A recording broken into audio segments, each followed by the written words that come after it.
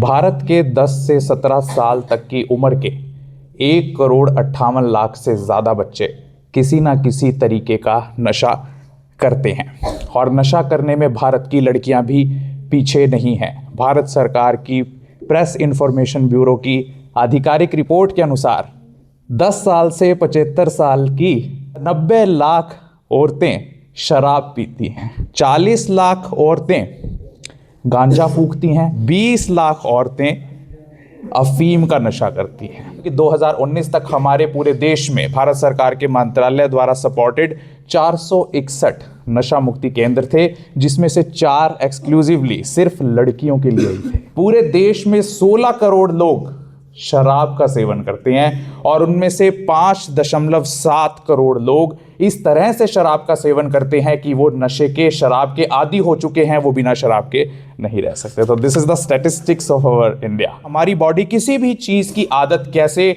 डाल लेती है, नाखून चबाने से लेकर रिश्वत लेने तक की आदत या फिर आपके स्मार्टफोन चलाने तक की आदत एक ही मैकेनिज्म से कंट्रोल होती है।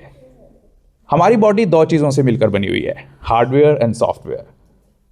हमारा muscular system, skeleton system, cardiovascular system, respiratory system, urinary system, digestive system, excretory system, ये सब मिलकर बनाते हैं हार्डवेयर।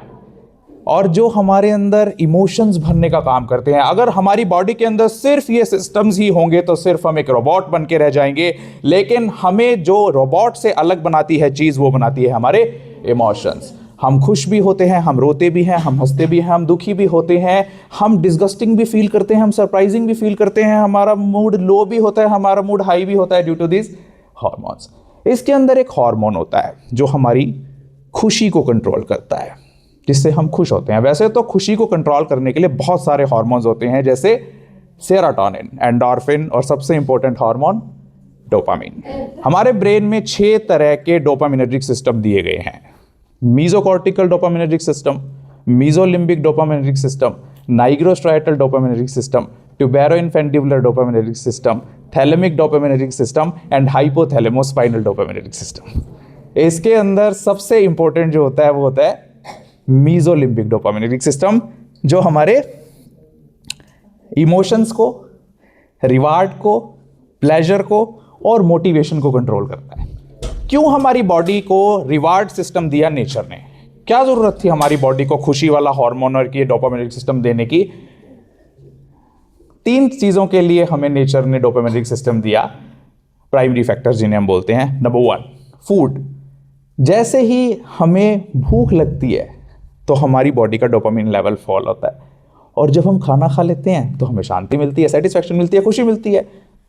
फूड, ताकि हम सर्वाइव कर सकें, एग्जिस्ट कर सकें। Number 2, sexual interaction.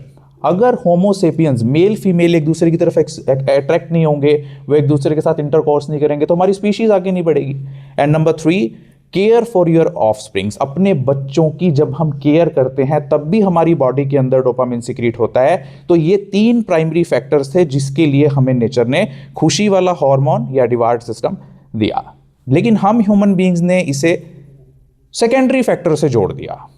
जहां एक और हमें चिड़ियों की आवाज़ सुनने से डोपामिन सीक्रेट होता था, खुशी मिलती थी, वहां आज पियानो का म्यूजिक सुनने से या ढोल की बीट सुनने से खुशी मिलती है, सेकेंडरी फैक्टर।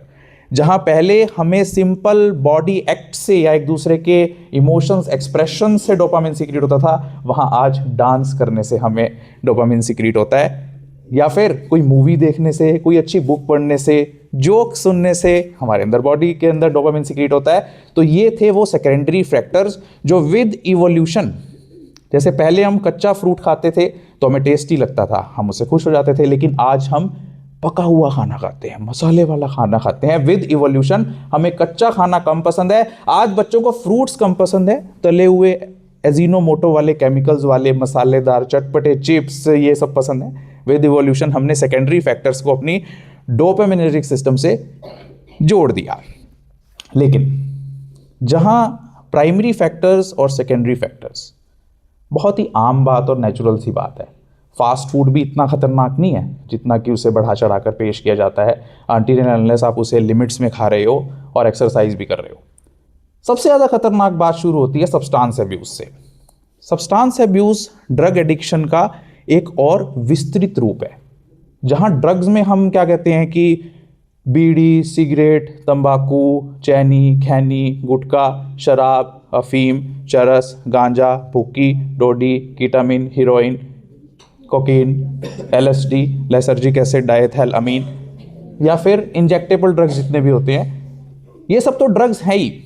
लेकिन कई बच्चे या कई लोग ग्लू का भी नशा करते हैं, फ्लूइड का भी नशा करते हैं, इवन कुछ लोग तो पेट्रोल का भी नशा करते हैं, या फिर कुछ लोग स्मोक का भी नशा करते हैं। कुछ लोगों को पेट्रोल की स्मेल बहुत पसंद होती है, जब भी वो पेट्रोल की बहुत सूदिंग फील कर रहा हूँ मैं। या फिर नेल पॉलिश रिमूवर, ऐसे वाह। कई लोग आयोडेक्स को, पिछले टाइम में जब आयोडेक्स नहीं इतनी इवॉल्व हुई थी, तो उसमें एक ऐसा केमिकल होता था, उसको ही ब्रेड पर लगाकर खाना शुरू कर देते थे जब डार्क कलर की आयोडीन सप्लाई होती थी। आपके टाइम पे तो शायद वो आनी बंद ही हो गई होगी जब आपने जनजी के टाइम पर। तो सब्सटेंस अब्यूज़ इसलिए वर्ड दिया गया कि ड्रग्स से बढ़कर बात अब आगे चली गई है, सब्सटेंस अब्यूज़ हो गया। Even your mobile phone is also coming under this substance abuse. जितनी भी सोशल मीडिया एप्लीकेशंस हैं, Facebook, WhatsApp, Instagram, Snapchat, messenger, ये सभी एप्लीकेशंस सब्सटेंस अब्यूज़ के अंडर आती हैं। अब होता क्या है, जो प्राइमरी और सेकेंडरी फैक्टर्स से डोपामिन सीक्रेट होता था, ये सभी सब्सटेंस, जितने भी ड्रग्स हैं, जितने भी बाकी सब्सटेंस हैं, ये आपकी बॉडी में एक नेचुरल डोपामिन की क्वांटिटी से ज़्यादा डोपामिन सीक्रेट करते हैं। अगर आपको रणबीर कपूर की पिक्चर देखने से माइंड में 1 मिलीग्राम डोपामिन सीक्रेट होता है, तो जैसे ही आप सिगरेट का कश लगाते हैं, आपके अंदर 7000 केमिकल्स जाते हैं। उसके अंदर जो केमिकल एक होता है निकोटीन, उससे आपकी बॉडी में 10 mg डोपामिन सीक्रेट होता है। मैं तुलनात्मक रूप से बता रहा हूँ, it is not exactly figure that 10 mg secret होता है, क्योंकि हार्मोन तो नैनोग्राम या पीकोग्राम में सीक्रेट होते हैं। नैनोग्राम कितना होता है? 10 टू पावर। पीकोग्राम कितना होता है? गुड। माइक्रोग्राम कितना होता है? मिलीग्राम कितना होता है? गुड। तो यही आपसे एक्सपेक्टेड था जेएनवी के बच्चों से। एक बार जोरदार क्लैपिंग अपने लिए।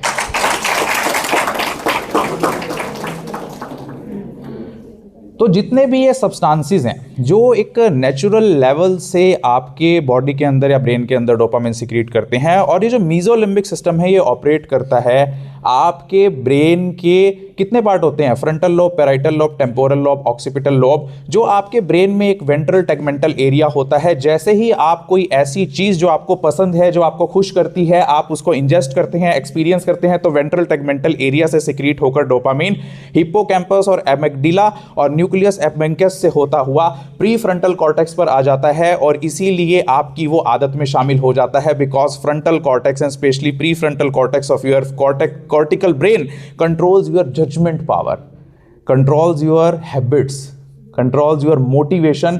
इसीलिए जब आप उसका पिज़्ज़ा एक बार टेस्ट कर लेते हैं और नेक्स्ट टाइम पार्टी करने का आपका मन करता है, तो आप क्या कहते हैं कि हमें का पिज़्ज़ा ही मंगवाओ, हमें कोल्ड ड्रिंक ही पीनी है। क्यों? बिकॉज कैफीन प्लस शुगर होती है ना अंदर, and caffeine plus sugar is 10 times more potent drug. इसीलिए आप लोग सॉफ्ट ड्रिंक्स मंगवाते हो, इसीलिए आप डोमिनोज मंगवाते हो कि उन कंपनियों ने एक ऐसा मिश्रण करके आपको उसमें दिया है कि आप उसके भी एडिक्ट हो गए हो।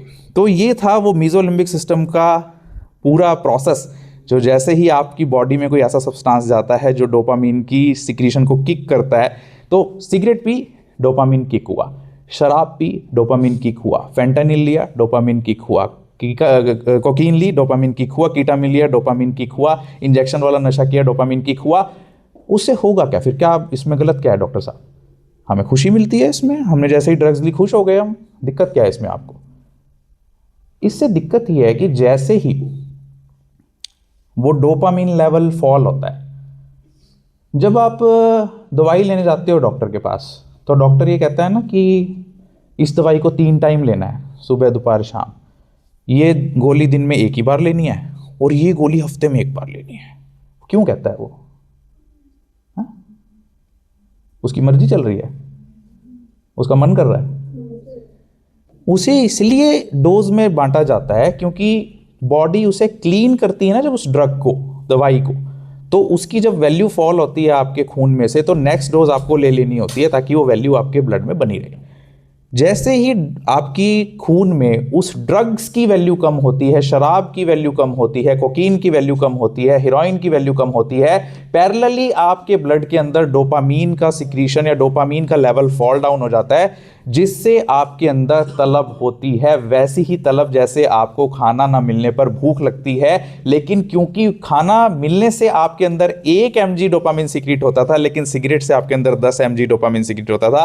तो जब आपको खाना नहीं मिलता तो आपके अंदर विड्रॉल सिम्टम्स नहीं आते, लेकिन अगर आपको सिगरेट ना मिले तो आपके अंदर तलब उठती है, विड्रॉल सिम्टम्स आते हैं, और आप जो व्यक्ति है वो दोबारा सिगरेट के लिए भागता है। आपने देखा होगा कि आपके फादर, आपके दोस्त या आपके आस पड़ोस वाले पार्टी में भी हों तो क्या कहते हैं, तो जैसे ही हमारी बॉडी के अंदर उस ड्रग का लेवल फॉल होता है, डोपामीन का लेवल फॉल होता है, तो हमारी बॉडी के अंदर तलब उठती है, और उस तलब को शांत करने के लिए व्यक्ति दोबारा ड्रग की तरफ भागता है। और अगर उसे वो ड्रग ना मिले तो उसके अंदर विड्रॉल सिम्टम्स आने लगते हैं। अगर किसी बच्चे के पास खिलौना हो, बहुत सुंदर गुड़िया हो, एक लड़की है छोटी सी 3 या 4 साल की, बहुत सुंदर गुड़िया से खेल रही हो, और आप जाओ और आप उसकी गुड़िया छीन लो, बच्चा क्या करेगा? रोना इज ए विड्रॉल सिम्टम। एक ड्रग लेने वाला ड्रग एडिक्ट हर रोज भुक्की ले रहा है, अफीम ले रहा है, गांजा ले रहा है, अपनी जिंदगी में मस्त चल रहा है, आप उसके गांजे की पुड़िया छीन लो, मारने को आएगा। यस। सो वो सिम्टम्स जो किसी के ड्रग को उससे छुड़वाने के टाइम पर उसकी बॉडी के अंदर आते हैं, those symptoms are called withdrawal symptoms. Withdrawal symptoms 2 तरीके के होते हैं, फिजिकल विड्रॉल सिम्टम्स और फिजियोलॉजिकल विड्रॉल सिम्टम्स या साइकोलॉजिकल विड्रॉल सिम्टम्स। जैसे नाम ही बता रहा है, फिजिकल विड्रॉल सिम्टम्स या फिजियोलॉजिकल विड्रॉल सिम्टम्स वो सिम्टम्स जो उसके शरीर में देखने को मिलते हैं, जो आप फील नहीं कर सकते।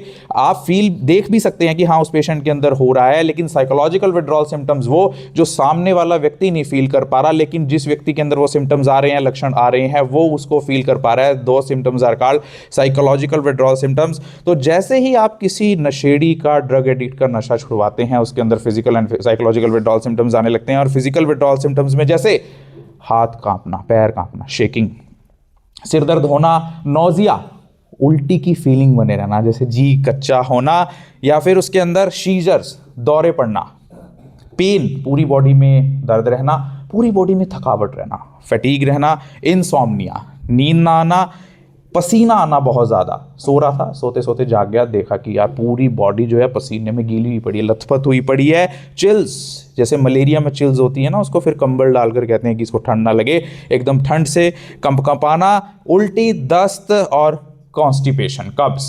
ये 3 सिम्टम्स ही आपको उसके अंदर देखने को मिल सकते हैं। अकड़न, पूरी बॉडी के अंदर स्टिफनेस उसके अंदर देखने को मिल सकती है। So these are the common physical withdrawal symptoms जो किसी की बॉडी में देखने को मिल सकते हैं। और अलग अलग ड्रग के, सो ये वो फिजिकल विड्रॉल सिम्टम्स हैं जब किसी के अंदर ड्रग्स ना पहुंचे, ड्रग्स ना मिले ड्रग एडिक्ट को, तो उसके अंदर देखने को मिलते हैं। अब साइकोलॉजिकल विड्रॉल सिम्टम्स पर आ जाते हैं, और ये साइकोलॉजिकल विड्रॉल सिम्टम्स ही आप लोगों के अंदर जब देखने को मिलते हैं जब आपसे आपका मोबाइल छुड़वा लिया जाता है, सोशल मीडिया छुड़वा लिया जाता है, व्हाट्सएप छुड़वा लिया जाता है, फेसबुक, स्नैपचैट, इंस्टाग्राम छुड़वा लिया जाता है। मेंटल ऑब्सेशन, आपके अंदर उस चीज़ को लेकर ऑब्सेशन हो जाता है। वैसे तो जब हमारी एम्स में ट्रेनिंग हुई थी तो हमें सभी वर्ल्ड हेल्थ ऑर्गेनाइजेशन की इंटरनेशनल क्लासिफिकेशन ऑफ डिजीजेज जो ICD-11 की क्लासिफिकेशन चल रही है, F1 से F99, वो पढ़ाया गया, जिसके अंदर anxiety, depression, obsessive compulsive disorder, fits, seizure, conversions, Alzheimer's disease, dementia, digital dementia, सब ये सब चीज़ें पढ़ाई गई थी। लेकिन सबसे ज़्यादा मेरा इंटरेस्ट का टॉपिक रहता है दिस ऑब्सेसिव कंपल्सिव डिसऑर्डर, जिसमें एक व्यक्ति के अंदर ऑब्सेशन हो जाता है किसी चीज़ को लेकर, कंपल्शन हो जाता है उस चीज़ को करने को लेकर, कि मैं उस चीज़ को भूल नहीं पा रहा हूँ, भले ही उस ड्रग एडिक्ट के अंदर बॉडी में कोई सिम्टम नहीं शो हो रहा, लेकिन उसके माइंड में फिर भी उसी की सोच है। और इसीलिए एक व्यक्ति किसी व्यक्ति का भी एडिक्ट हो जाता है। आप कहते हो ना कि यार वो मेरा बड़ा अच्छा दोस्त हुआ करता था, उससे मेरी बहुत अच्छी रिलेशनशिप होती थी, लेकिन मेरे दिमाग से वो निकल नहीं रहा है। So this is called mental obsession. एक व्यक्ति जब ड्रग एडिक्ट हो जाता है, फिजिकल सिम्टम्स भले ही उसके अंदर दिख ना रहे हो, लेकिन उसकी सोच में वो ड्रग चलता रहता है। एक स्मार्टफोन एडिक्ट की सोच में जब उसका फ़ोन छुड़वा लो तो वो फ़ोन चलता रहता है, ये कहता है मेरे व्हाट्सएप पे किसी की कॉल आ गई होगी, मेरे व्हाट्सएप पे किसी का मैसेज आ गया होगा, उसने रीड कर लिया होगा मैसेज, उसकी फ्रेंडशिप रिक्वेस्ट आ गई होगी। This is called mental obsession, जब आपके दिमाग से वो चीज़ ना जाए। डिप्रेशन ऐसे पेशेंट में देखने को मिल सकता है, स्ट्रेस, एंग्जाइटी, घबराहट, धड़कनों का तेज होना उसकी बॉडी में आपको दिख सकता है, उसके अंदर वो फील कर सकता है। सैडनेस, उदासी उसको देखने को मिल सकती है। बोर्डम, उसकी ज़िंदगी बोर हो जाएगी अगर उससे ड्रग्स उसकी छुड़वा लें। इमोशनल इंस्टेबिलिटी, कभी उसका मूड बहुत लो और कभी उसका मूड बहुत हाई हो जाएगा, this is called emotional instability. Isolation, वो खुद को समाज से अलग कर लेगा, सोसाइटी से दूर कर लेगा, क्योंकि वो ड्रग को मिस कर रहा है, उसकी सोच में तो ड्रग चल रही है, आइसोलेशन उसके अंदर हो जाएगा। और second but not last but not the least, hallucinations. Hallucinations होता है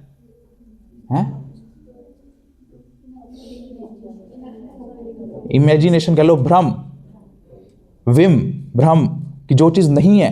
दो तरह की हेल्यूसिनेशंस होती हैं, visual hallucinations and auditory hallucinations. क्या मतलब बताएगा कोई इसका? कोई चीज नहीं है सामने लेकिन वो दिखना। मैंने अभी अभी एक आत्मा देखी, एक भूत देखा, ऐसा लगा जैसे मेरे चाचा जी खड़े थे अभी सामने, मेरी मम्मी दिखी मुझे अभी, visual hallucination.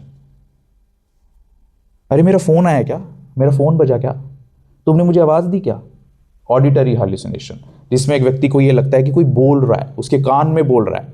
So these kind of audio visual hallucinations can be there as a symptom of withdrawal in drug addicts. अब एक वर्ड आप बहुत बार सुनेंगे, जैसे आप सब्सटेंस अब्यूज आपने आज पहली बार सुना होगा, एक्टिव यूजर। कहते हैं ना कि मैंने तो शराब छोड़ दी, 10 दिन हो गए नहीं पी रहा मैं तो। ऐसे ही ड्रग एडिक्ट्स के लिए एक वर्ड यूज होता है, एक्टिव यूजर। अगर किसी व्यक्ति ने 6 महीने के अंदर अंदर कोई चीज का नशा किया है, सपोज करो कि अभी जुलाई में मेरे दोस्त ने शराब पी थी, कहते हैं ना 5 महीने हो गए मैंने छोड़ रखी है शराब, लेकिन वो 6 महीने के अंदर अंदर है, तो वो एक्टिव यूजर है, वो एक्टिव यूजर में काउंट होगा उस ड्रग के लिए। ये नहीं कह सकते कि उसने छोड़ दी, he still active user, he still considered in medical terms as active user of that drug. अब नशा मुक्ति केंद्र सुने आपने? बोर्ड पे भी लिखा हुआ देखा होगा सड़कों पे, नशा मुक्ति केंद्र, शराब छुड़ाएं गारंटी से। तो उन नशा मुक्ति केंद्रों में क्या होता है? हमारे यहाँ जो नशा मुक्ति केंद्र है डिपार्टमेंट ऑफ सेक्रेटरी में, उनमें क्या होता है, क्या करते हैं हम लोग? जैसा मैंने आपको बताया है कि ड्रग्स छुड़वाने के टाइम पे जो विड्रॉल सिम्टम्स दिखते हैं, physical and psychological withdrawal symptoms, उसी के कारण एक व्यक्ति ड्रग्स नहीं छोड़ता। वो कहता है कि जी जैसे ही मैं ड्रग छोड़ता हूँ मुझे प्रॉब्लम होती है। अब आप लोग मान लो कोई कहता है ना कि मैंने अपनी लाइफ में अब करेला खाना छोड़ दिया है, केला खाना छोड़ दिया है, छोड़ सकता है क्योंकि विड्रॉल सिम्टम्स थोड़ा आएंगे। लेकिन अगर ड्रग्स छुड़वाएं आप किसी का तो विड्रॉल सिम्टम्स आ जाते हैं, तो उस विड्रॉल सिम्टम्स को हम सेट असाइड करते हैं पहले, और दूसरा उसका जो सब्सटेंस अब्यूज है वो छुड़वाते हैं। मीन्स जो उसके अंदर सिम्टम्स दिख रहे हैं, लक्षण, उसका ट्रीटमेंट दे रहे हैं हम उनको, ताकि वो उसके साथ ईजी हो जाए, कंफर्टेबल फील करे, उसके अंदर विड्रॉल सिम्टम्स कम से कम आए। एंड सेकेंडली उसको उस चीज़ से दूर कर देते हैं। अगर उसे शराब भी पिलाते रहेंगे और शराब छोड़ने की दवाई देते रहें, छोड़ पाएगा वो शराब? तो we keep the patient out of reach of that substance, and secondly we treat him or her for that withdrawal symptom. उसके अंदर हमारे पास 2 तरह के पैरामीटर्स होते हैं। Number 1, OPD. सुना है ओपीडी? क्या फुल फॉर्म होती है?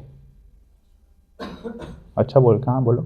आउट पेशेंट्स डिपार्टमेंट, जिसमें हमें पता है पेशेंट भी हमारे साथ कंप्लाई करता है। जैसे मेरे पास एक लेडी अपने हस्बैंड को लेकर आई, डॉक्टर साहब ये शराब बहुत पीते हैं, इनकी शराब छुड़ाओ। छोड़ना चाहते हैं शराब? हाँ छोड़ना चाहते हैं। मैंने पूछा छोड़ दोगे भाई साहब? हाँ, मैं प्लीज़, मेरे बच्चों को मेरे को पालने में दिक्कत आ रही है, मेरे सारे पैसे उसमें खर्च हो जाते हैं, डॉक्टर साहब बढ़िया सी दवाई लिखो, मैं दवाई लूँगा और शराब छोड़ दूँ। उस पेशेंट को हम कहेंगे कि ठीक है इसको दवाई लिखो, ये धीरे धीरे शराब भी छोड़ देगा, शराब के पास भी नहीं जाएगा और दवाई भी लेता रहेगा टाइम टू टाइम, धीरे धीरे की शराब की आदत छूट जाएगी। इसको हम ओपीडी में ट्रीट करते हैं। सेकंड डिपार्टमेंट होता है आईपीडी। जैसे वो आउट पेशेंट डिपार्टमेंट था, इसकी फुल फॉर्म क्या होगी?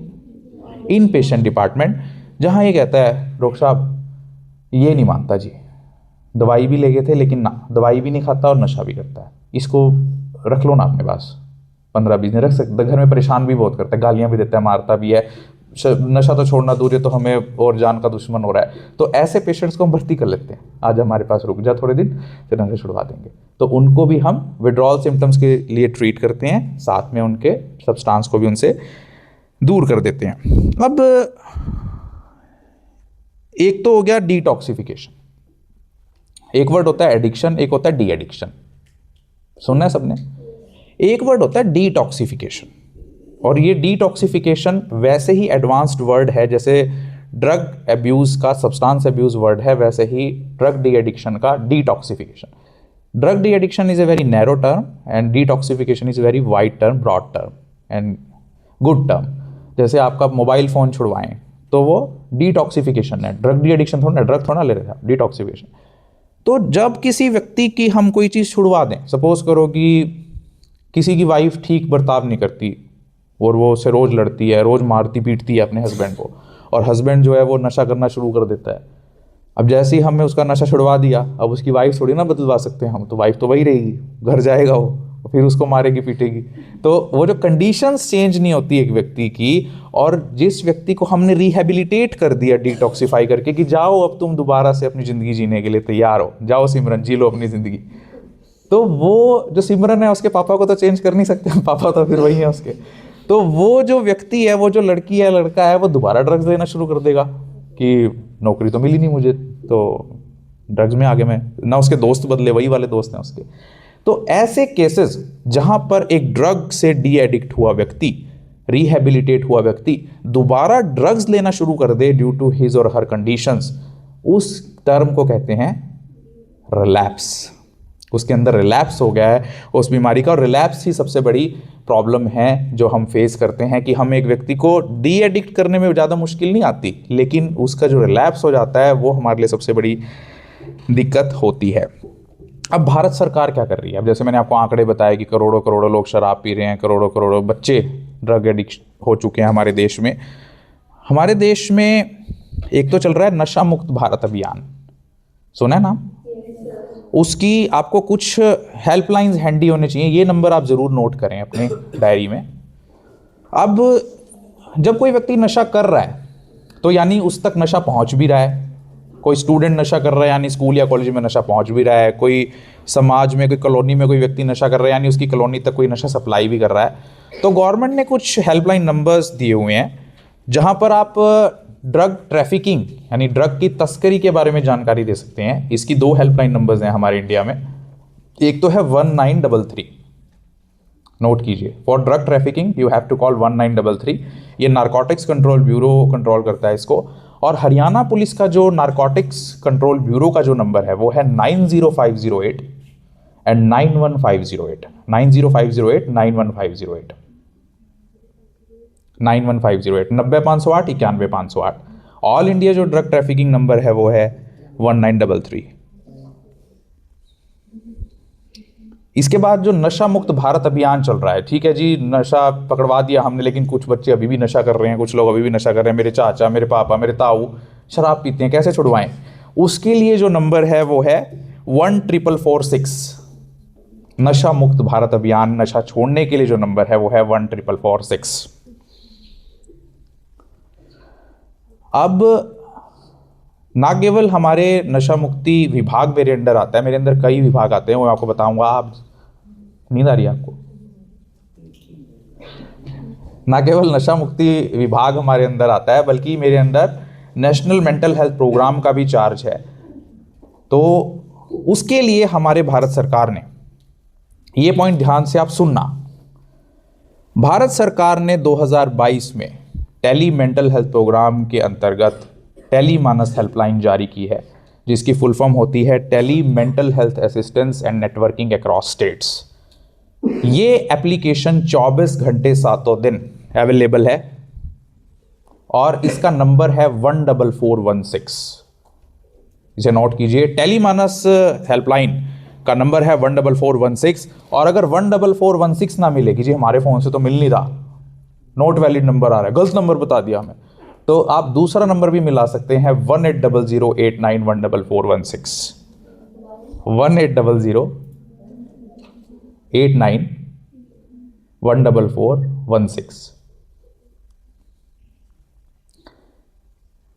ये अक्टूबर 2022 में लॉन्च हुई थी हेल्पलाइन और 2024 के स्टैटिस्टिक्स के अनुसार 2 साल के अंदर अंदर 1.47 मिलियन 14,70,000 लोगों ने टेलीमानस हेल्पलाइन पे कॉल करके अपनी समस्या का समाधान पाया था। ये हेल्पलाइन काम कैसे करती है 24 घंटे सातों दिन अगर किसी बच्चे, बड़े या बुजुर्ग को कोई प्रॉब्लम आ रही है, उसके अंदर सुसाइडल टेंडेंसी हो रही है, घबराहट हो रही है, डिप्रेशन आ रहा है, या आपको लग रहा है कि मैं जिंदगी में परेशान हो गया हूं, मेरी कोई सुनने वाला नहीं है, ना मेरे फ्रेंड को मैं बात बता सकता हूं, ना टीचर को, ना पेरेंट्स को, ना दोस्त को, रिश्तेदार को, जानकार को, तो ऐसे में आप 14416 रात हो या दिन 24 घंटे कॉल कर सकते हैं। ये हेल्पलाइन नंबर 22 से ज़्यादा भाषाओं में अवेलेबल है और इसके 80 से ज़्यादा सेंटर ऑल इंडिया लेवल पर बनाए गए हैं। और ना केवल इसके अंदर ऑडियो कॉल से बल्कि वीडियो कॉन्फ्रेंसिंग के जरिए भी काउंसलर आपसे बात करते हैं। ये 2 टियर में काम करती है टेलीमानस मेंटल हेल्थ हेल्पलाइन। इसमें टियर 1 जिसमें एक कॉल करते ही आपकी कॉल एक काउंसलर उठाएंगे और काउंसलर जब वो समझ लेगा कि हाँ आपको फर्दर किसी साइकेट्रिस्ट की हेल्प की ज़रूरत है, कि हाँ आपकी जो प्रॉब्लम है आपको साइकेट्रिस्ट से कंसल्ट करवाना चाहिए, तो वो कॉल ट्रांसफ़र कर देगा साइकेट्रिस्ट को। साइकेट्रिस्ट फिर आपकी काउंसलिंग करके, आपकी बात को समझ के, आपकी प्रॉब्लम को समझ के ई प्रिस्क्रिप्शन भी आपको जारी कर सकता है, यानी इलेक्ट्रॉनिकली आपको दवाई प्रिस्क्राइब कर सकता है और वो दवाई आप किसी भी मेडिकल स्टोर से जाकर ले सकते हैं या सरकारी अस्पताल में जाकर ले सकते हैं। और फिर आता है टियर 2। अगर साइकेट्रिस्ट को या पेशेंट को ये लगता है कि जी नहीं, मेरे को अभी भी फर्दर इंटरवेंशन की ज़रूरत है अपनी प्रॉब्लम के लिए, तो वो उसे रेफर करता है नज़दीकी स्वास्थ्य केंद्र में, सरकारी अस्पताल में, जहां पर डिस्ट्रिक्ट मेंटल हेल्थ प्रोग्राम के ऑफिशियल्स वहां पर होते हैं। तो इस तरह से काम करता है टेलीमानस मेंटल हेल्पलाइन, जिसका नंबर है 14416 या 180089 14416। बोर हो रहे हो क्या? अब मैं क्या काम करता हूं, मेरा क्या काम है? मेरे अंदर 5 डिपार्टमेंट आते हैं। 5 तो आते हैं वर्टिकल डिपार्टमेंट्स और 2 आते हैं हॉरिजॉन्टल डिपार्टमेंट्स। नंबर 1 आता है डिस्ट्रिक्ट मेंटल हेल्थ प्रोग्राम, जिसमें हम सारे वो मेंटल हेल्थ डिसऑर्डर्स डील करते हैं। जैसे मैंने आपको बताया कि वर्ल्ड हेल्थ ऑर्गेनाइजेशन की international classification of diseases ICD-11 की जितनी भी डिजीजेज हैं F1 से F99 तक, depression, anxiety, obsessive compulsive disorder, fit seizure, convergence, epilepsy, इस तरह की बीमारियां। सेकंड जो डिपार्टमेंट मेरे अंडर आता है वो आता है state drug de addiction centre. जितने भी हरियाणा सरकार के डी एडिक्शन सेंटर कैथल जिले में है, जैसे एक सरकारी अस्पताल कैथल में है, या private drug de addiction centres हैं, उनकी सुपरविजन करना प्राइवेट वालों की, और कैथल वालों में मरीजों को इलाज दिलवाना, ये मेरी ड्यूटी है स्टेट गवर्नमेंट के ड्रग डी एडिक्शन सेंटर्स की। नंबर 3 जो मेरे अंदर डिपार्टमेंट आता है वो आता है टोबैको सेसेशन सेंटर, जो स्पेशली उन मरीजों के लिए है जो कहते हैं जी बीड़ी सिगरेट की हमें तो आदत है, गुटखे की है, चैनी की है, खैनी की है, जिसमें निकोटीन कंटेनिंग ड्रग्स आते हैं, उनकी दवाई हम टोबैको सेसेशन सेंटर पे देते हैं। नंबर 4 मेरे अंडर डिपार्टमेंट आता है ऑपियोइड सब्स्टिट्यूशन थेरेपी डिपार्टमेंट, जो उन मरीजों के लिए शुरू किया गया था पहले तो कि उनके अंदर एड्स ना हो, जो टीके से नशा करते थे, लेकिन धीरे धीरे जब गवर्नमेंट को पता लगा कि इससे एड्स तो फैल ही नहीं रहा, साथ में नशा भी छूट रहा है, तो इसको डी एडिक्शन में ही काउंट कर लिया गया। क्योंकि ऑपियोइड सब्स्टिट्यूशन थेरेपी डिपार्टमेंट में जो लोग टीके से नशा करते हैं, हम उनको एक ब्यूपरीनॉर्फिन टैबलेट देते हैं जीभ के नीचे रखने के लिए, जिससे धीरे धीरे उनके विड्रॉल सिम्टम्स खत्म हो जाते हैं और उस पेशेंट के टीके के लगाने की आदत भी छूट जाती है। और नंबर 5 जो मेरे अंडर डिपार्टमेंट आता है वर्टिकल डिपार्टमेंट, वो आता है एडिक्शन ट्रीटमेंट फैसिलिटी, जिसे ministry of health government of India नहीं, ministry of social justice and empowerment government of India control करता है, जिसके अंदर हम सभी प्रकार के नशे का इलाज एक्सक्लूसिवली करते हैं OPD और IPD के जरिए। हमारे पास ट्रेंड मेडिकल ऑफिसर्स हैं, काउंसलर्स हैं। अब आप कहेंगे जी स्टेट वाले में, ड्रग डी एडिक्शन सेंटर में और ATF में क्या फ़र्क है? दोनों ही तो नशा छुड़वा रहे हैं। जो ये एडिक्शन ट्रीटमेंट फैसिलिटी है, ये सीधा कंट्रोल करता है All India Institute of Medical Sciences, Akhil Bharatiya Ayurvigyan Sansthan Nai Delhi का national drug dependence treatment centre NDDTC, और वहाँ दवाइयाँ भी सारी वहीं से सप्लाई होती हैं, रिकॉर्ड भी सारा वहीं पर मेंटेन होता है। फ़र्क क्या है? फ़र्क ये कि मान लीजिए आपके घर में कोई बिहार का मजदूर काम कर रहा है और वो आप देखते हो कि जी ये बीड़ी का नशा कर रहा है, आप उसको तुरंत ATF में लेके गए, यहाँ नज़दीकी जो भी ATF है, सपोज करो पंचकुला में ATF अगर हुआ तो ले जाएगी उसके पास, उसकी दवाई शुरू होगी। अब वो बिहार का रहने वाला है, वो यहाँ से काम करके जी चला गया बिहार, वो बिहार के ATF सेंटर जो पटना में है वहाँ जाकर भी अपना कार्ड दिखा सकता है कि ये मैं कैथल के या पंचकुला के ATF से दवाई ले रहा था, ये दवाई मेरी कंटिन्यू कर दो, वो उसका ऑनलाइन रिकॉर्ड देख के उसकी दवाई कंटिन्यू कर देंगे। ये फ़र्क है स्ट्रेट डी एडिक्शन सेंटर में और एडिक्शन ट्रीटमेंट फैसिलिटी में। और जो 2 हॉरिजॉन्टल डिपार्टमेंट्स और मेरे अंडर आते हैं, क्योंकि हम ड्रग एडिक्ट्स का HIV भी चेक करते हैं और जो हेपेटाइटिस C और हेपेटाइटिस B के लिए भी स्क्रीन करते हैं, क्योंकि इनके अंदर आमतौर पर ये बीमारियां भी पाई जाती हैं, क्योंकि जब आप नशे में होते हैं तो आपका सेंट्रल नर्वस सिस्टम डिप्रेस हो जाता है। ऐसे में आपको पता नहीं लगता कि आप किससे कितनों से शारीरिक संबंध बना रहे हैं, ये नहीं पता लगता आप किससे किसकी सुई एक्सचेंज कर रहे हैं। तो ये तीनों ही ब्लड बॉर्न डिजीजेस। उसके अंदर एक तो आता है ICTC, सुना है ICTC? कल बताया आपको किसी ने?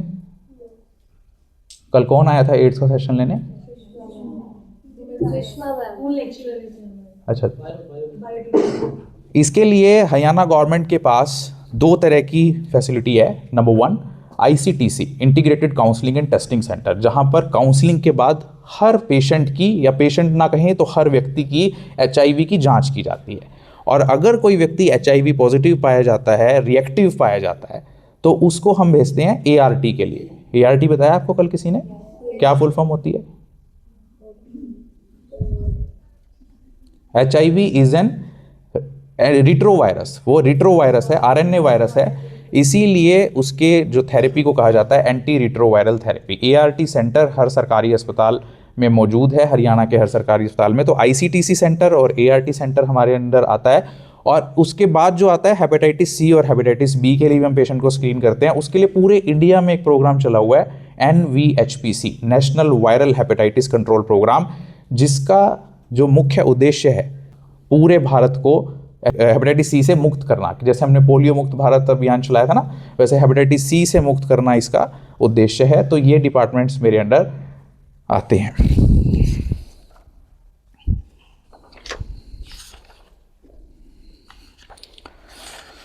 So this was my session on science of addiction, substance abuse, withdrawal symptoms, rehabilitation, detoxification, and relapse in a patient, and what are the basic departments that are available in Haryana government facility. And I am very happy that I have got a chance to deliver this lecture in front of you students, and I heartedly thank Mr. Roop Chand, Honorable Principal of Jawahar Navodaya Vidyalaya, Village Mauli, Panchkula, and Mr. Sachin, NSS officer of your 7-day NSS camp. I wish you best of luck. Thank you.